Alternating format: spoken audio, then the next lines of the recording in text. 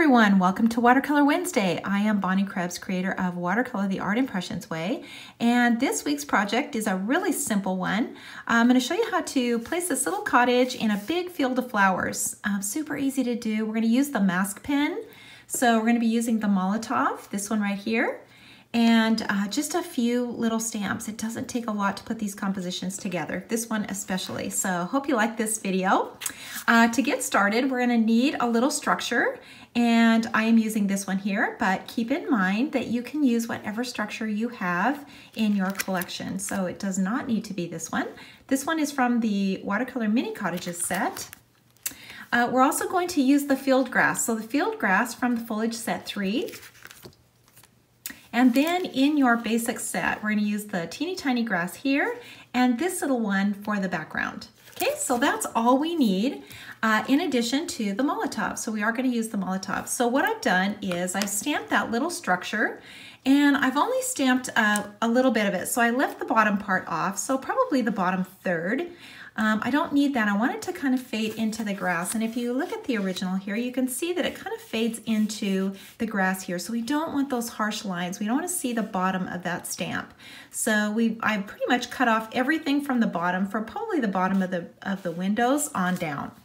And then I've stamped that and added some dots of the Molotov masking fluid all around. So I went ahead and did this first just for time's sake so I could let this dry. And it is dry now, so we can get started stamping on this. So we're going to start out now by stamping the field grass. So really you only need it to go one direction. If you want it to go both directions, you can use the right and the left. So I am using the left, the one that goes to the left. And keep in mind when you're using these, you don't always use the entire stamp.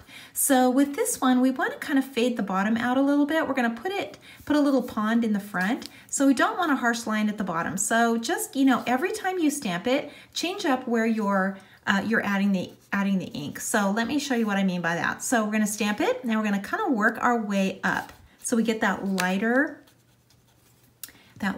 impression as we're working our way up. So you can see I'm not stamping it all the way down to the bottom. So I'm just inking it and kind of working my way up. And remember, we're stamping it a bunch of times. We want to get in there a bunch of times. And just work your way down. And turn that a little bit, that's okay. Really, when you're using the masking fluid, what you want to remember is to make sure that there's color all around it. And in this composition, I kept these little flowers white. And I like to do that because this is the way to get them white in the background. You can also take your marker from your palette and color these little circles in and get a really, really bright color. So maybe, for example, a magenta, so a really bright pink. So you can do that after the fact, after you take this masking fluid off. So right now I left them white and put little yellow centers in there, and I think that's really cute. You can do it that way, or you can do it however you would like to. Okay, so now I'm going to dip my brush in water and pinch it off. I'm just going to add water now to this, and I'm just kind of working my way down just to soften the lines. And I want to make sure that I'm getting color all around these little dots. And right now we're doing this bottom layer of dots. So you can see these little ones here on the side. I've added those in too because I'm going to add some more foliage into the side here, and I still want to see those little flowers as they fade back next to the house. So it's not directly across the front, but they kind of fade back around the side of the house. Okay, you can see this is a little varied here at the bottom. That's kind of what we're going for because we don't want it to look like a stamp, obviously. We want it to look like a little painting. Okay, that looks pretty good. So now I'm going to take some color and put it onto my palette. So this is the number 15 green. This was 72 that I used here. This is the 15 green, so the warmer green. And I'm going to just brush in a little green cloud back here. So just a little bit of color back in here next to the house. Don't stress out about this. We're just getting a little color again. And again, it's the concept of making sure that we have color all around these little dots. We want them to really pop out, and the way that they'll pop out is if they've got a lot of color around them. So just take a little of this and just brush it on into the background. We're just creating a background of foliage back here. This is really small, so we just want the idea of trees. So while that's drying, let's go ahead and work on this little structure. So we're going to start out by pulling the color out of the lines, and I think I forgot to mention what I stamped this in when I stamped it. So I stamped it just in the sepia. It's really small. You could use a combination of the sepia and the African violet, but honestly, you want it pretty light. So I just use the sepia. And this area on the side, you can see this is going to be darker. This is in the shadow. And just kind of drag that color out, just like this. Let's add a little African violet now to our palette. And I'm just going to add a little more of this back here on the side. I really want to see that this is in the shadow.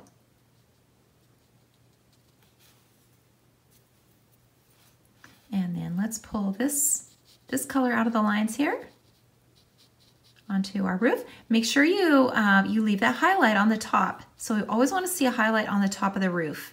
That's where the light is hitting it, and it's going to make it look much better if you don't color that in solid. Okay, so now I'm using my fine tip of my African violet, and I'm going to add some detail into the windows. So just some little details in the windows. So just 2 little squares or rectangles in each one. You can kind of do whatever details you want in here, but it is really important to kind of dress this up a little bit.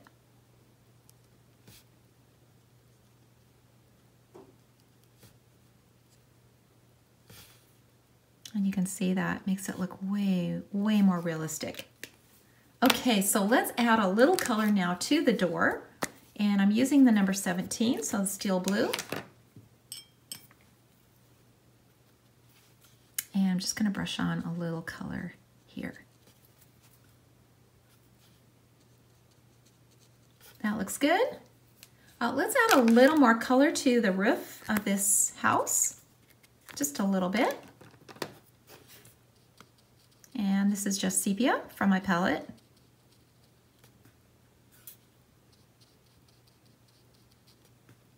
And just brush it on.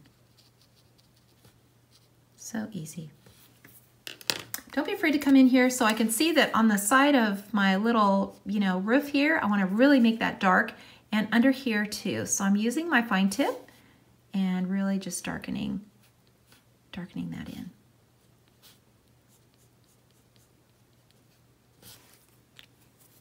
Okay, I'm going to add a little more color now to that door. Just to darken it up a little bit. Okay, that looks pretty good. So let's move on to the next step, and we're going to add our little foliage, this one, and I'm going to use the number 17. All right, excuse me, not the number 17, the number 15, and I'm only inking the end, so you can see just a little bit here, and I'm just going to tap it into the background.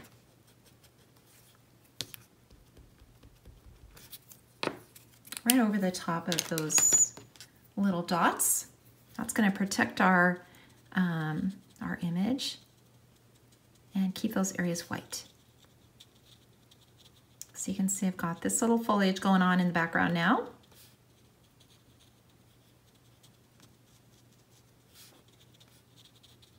And just kind of work your way around. Just keep softening it. So cute. So let's add something in the background. And in this one, I added a little mountain range. Don't stress out about this. This is just putting a little bit of color on because it's way in the distance. And it is kind of fun to add more things into the background. So just start out with a little mountain peak. Try not to color it in solid. And just kind of work your way around like this. Don't stress out about this.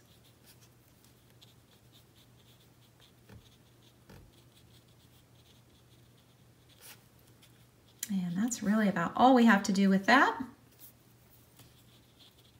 Drag a little more of this green up in here. And then add some sky, and that would be probably a combination of the 86 and the number 17. So let's mix a couple of these together and get a little different blue. Stay away from the top of those mountains and just brush a little bit of blue in up above. So just like that. And we've got this little house, and even though it's white, it's still going to be kind of weathered. It's sitting in a field, and so it's, you know, it's probably old.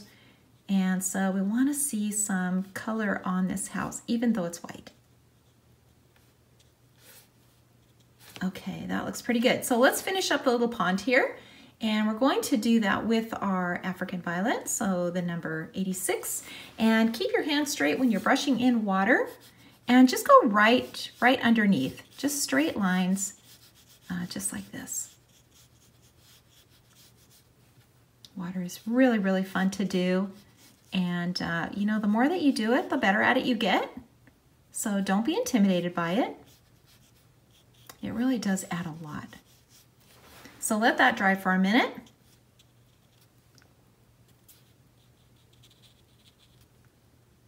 And touch up anything that you need to touch up.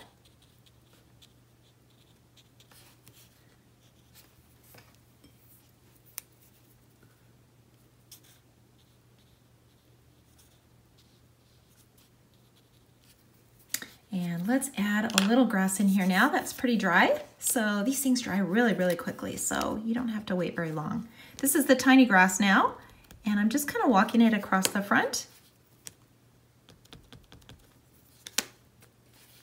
And you can do as much of this as you want to. You can come clear across the front if you want to. And then just pull this color up.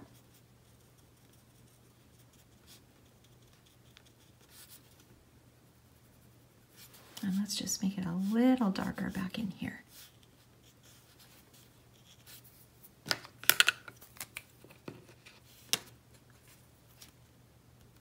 Add a little more grass in.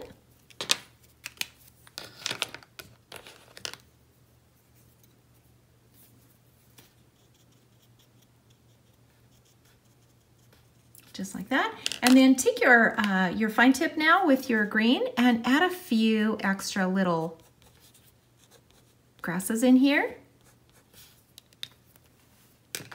And do the same with the other green as well. Just a few little lines. Just kind of, if you want, you can just follow the lines that you've stamped. Or don't be afraid to just freehand a few in here.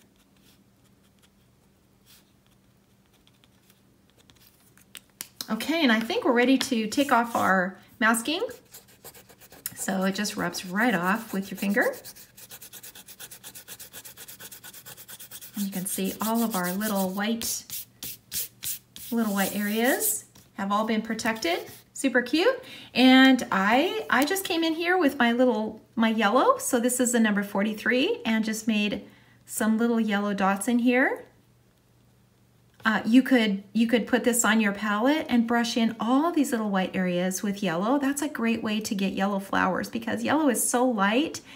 You really can't stamp over the top of, you know, green grasses and green vines. So this is a great way to get yellow into your composition, is to do it this way. And you can see this is just all coming together. Don't be afraid to just put them in randomly too. That will work also. And then when you are finished, sign and date.